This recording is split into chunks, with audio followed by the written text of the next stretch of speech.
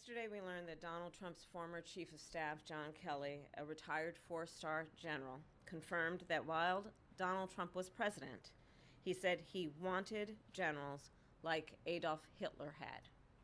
Donald Trump said that because he does not want a military that is loyal to the United States Constitution. He wants a military that is loyal to him. He wants a military who will be loyal to him personally, one that will obey his orders even when he tells them to break the law or abandon their oath to the Constitution of the United States. In just the past week, Donald Trump has repeatedly called his fellow Americans the enemy from within, and even said that he would use the United States military to go after American citizens. And let's be clear about who he considers to be the enemy from within.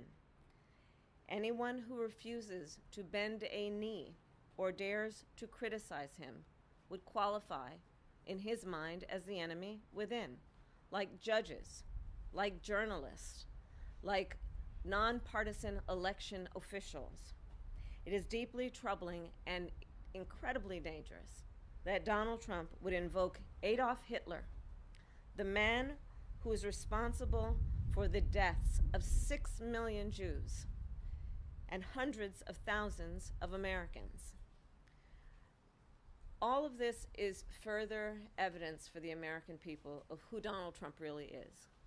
This is a window into who Donald Trump really is, from the people who know him best, from the people who worked with him side by side in the Oval Office and in the Situation Room.